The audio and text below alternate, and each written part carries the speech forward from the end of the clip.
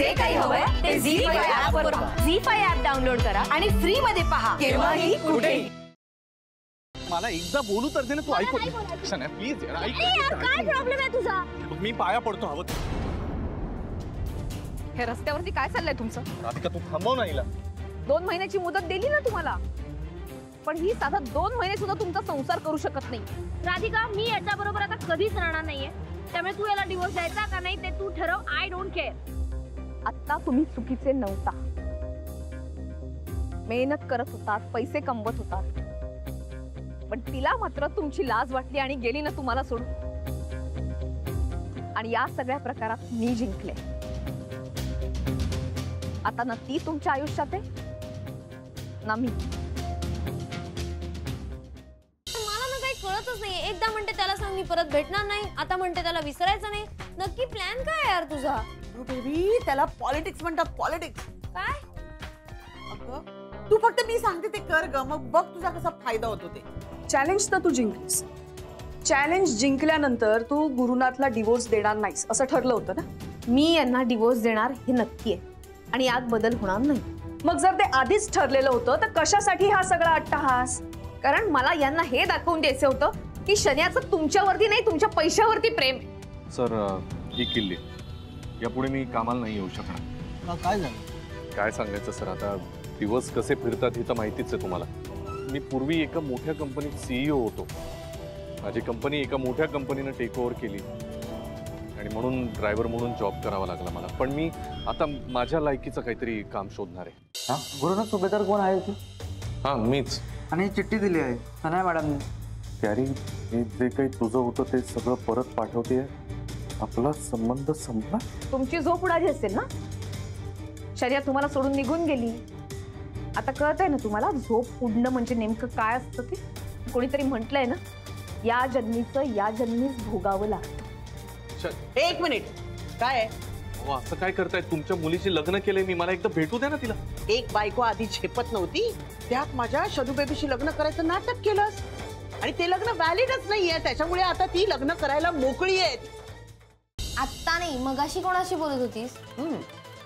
मगाशी गॅरी आला होता ना, तो मला न भेटताच गेला. हा मी त्याला सांगितलं ना तू घरात नाहीये.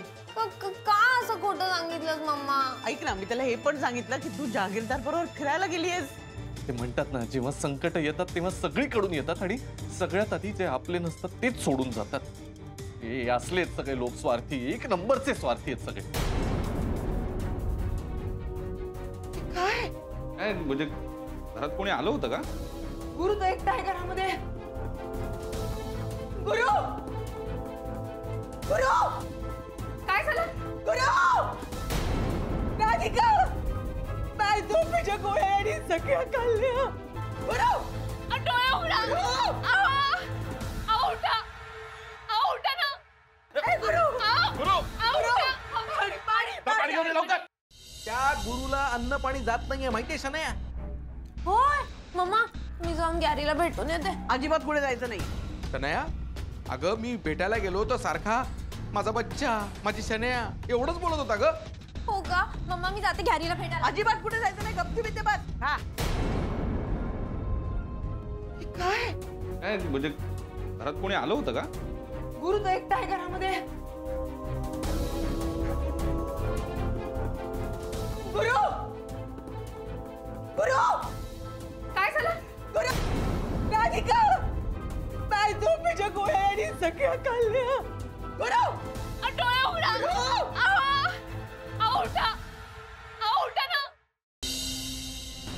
गुरु गुरु काय झालं? गुरु राधिका काय झोपेच्या गोळ्या आणि सगळ्या खाल्ल्या. गुरु डोळे उघडा. उठा ना.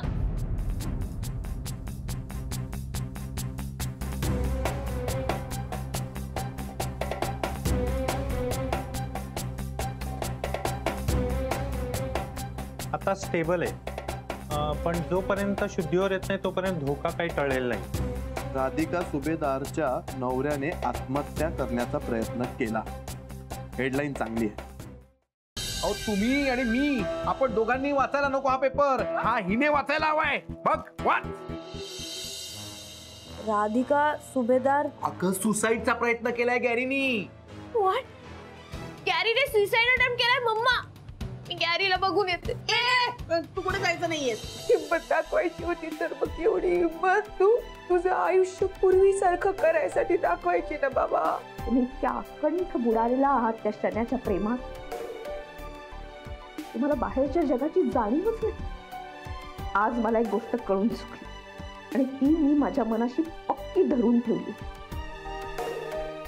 तुमच्या आयुष्यात जर कुणाला स्थान असेल तर ते फक्त शन्याला. वेल डन मिस्टर गॅरी, वेल डन. नाही नाही नाही, मी अजिबात सार्कॅस्टिक बोलत नाहीये. ऍक्च्युली मी तुम्हाला कॉंग्रॅच्युलेशन करायला आले. What a plan. वा, मानलं तुम्हाला. पण आता हाच प्लॅन कंटिन्यू करा, ओके? मग पुढचा प्लॅन काय करायचा ना तो मी डिसाईड करते. म्हणजे काय आहे की आता बघा, तुम्हाला सगळ्यांची सिंपती मिळणार, सगळेच तुमची काळजी घेणार, तुम्हाला काय हवं नको ते बघणार, राईट? हेच सिंपती एनकॅश करा, राधिकाची सिंपती गेन करा. आणि कसं आहे ना, सगळ्यांची सिंपती गेन करा म्हणजे काय होणार, अल्टिमेटली परत राधिकाची सिंपती एकदा का तुम्हाला मिळाली की हळूहळू तिची प्रॉपर्टी हडप करा. मग बघा, माझ्या शरू बेबीचा हात मी तुमच्या हातात देते की नाही ते. पण एक आहे, ही प्रॉपर्टी अल्टिमेटली माझ्या शनू बेबीच्या नावावर झाली पाहिजे, ओके? बस. राग नाही वाटत तुम्हाला काही बोलताना?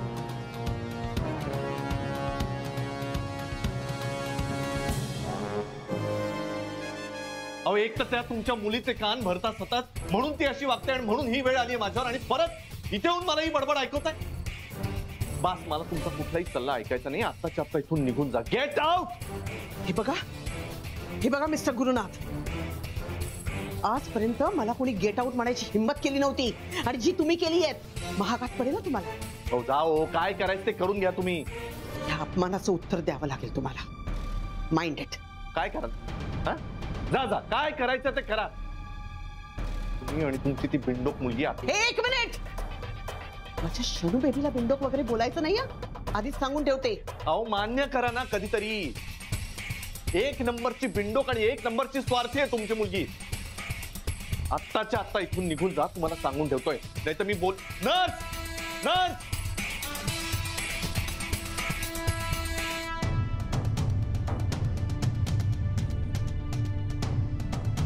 उत्तर द्यावं लागेल तुम्हाला याचं. नर्स, नर्स, तुम्ही निघा इथून. स्लेस.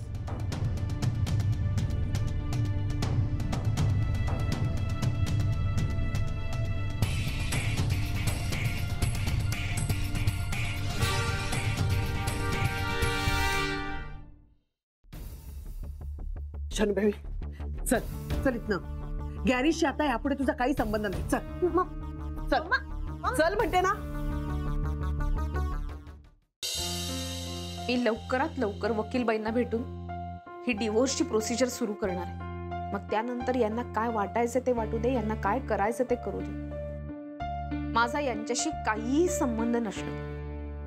आता काहीही झालं तरी लवकरात लवकर मी यांना डिवोर्स देणार. अहो, तुम्हाला काय वाटलं, सुसाईड अटेम्प्ट करायला मी काही मूर्ख आहे का? मला माहिती आहे ते बिंडोकपणाचं लक्षण आहे. हॉस्पिटल आणि मी तेवढ्याच गोळ्या घेतल्या होत्या ज्यानं मला जीवाला काही धोका होणार नाही. तुम्ही आता बघाच, आता या राधिकाचा आणि या गुलमोर मधल्या या सगळ्या तिच्या टीमचा विश्वास संपादन घेऊन तिला कसा धडा शिकवता ना, ते तुम्ही बघाच. लवकरात लवकर गुरुनाथ सुभेदार परत एकदा त्याच्या पोस्टवर त्याच कंपनीचा मालक होईल.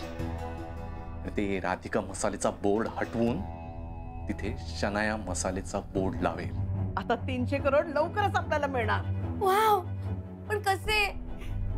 तुझा गॅरी ते मिळवून देणार. आता बघ, नाही तुझा डाव तुझ्यावर उलटवून मी कंपनीचा ताबा घेतला ना, तर नावाचा गुरुनाथ सुभेदार नाही.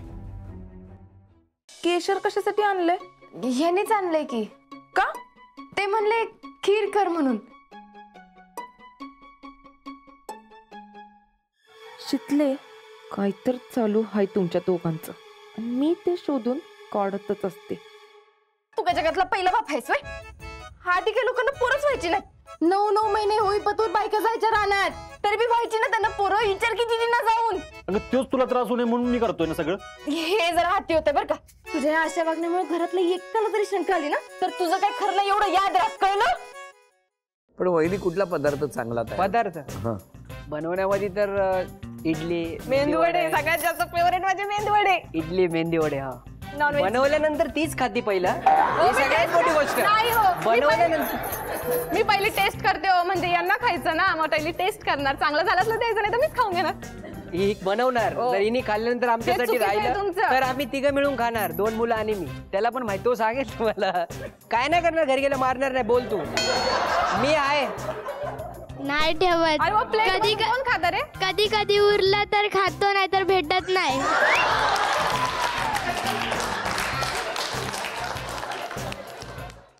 त्यांना घरात पाऊल टाकल्यान आणि काय काय होऊक लागला. अण्णांनी त्या पाटणकरावर गोळी चालवली. माका सांग, अण्णांचा आणि पाटणकरांचा काय वयर असा काय? लग्नाच्या दिवशी अंगार पाल पडली ती गांडर तापण त्याकाच चावला. मी सांगतोय तुका, तुझ्या घरात ना लक्ष्मी नाय अवदासा येईल. अवदासा सांच्याक सगळेजण यावा, घराकडे तयारी केली असा. होय तर येतील ना, पण जावयाक एकट्याच आमंत्रण हा काय? नाही, सगळ्यांनी यावा, पण किती जण येतले ते घराकडे सांगू. 500 माणसं येतील.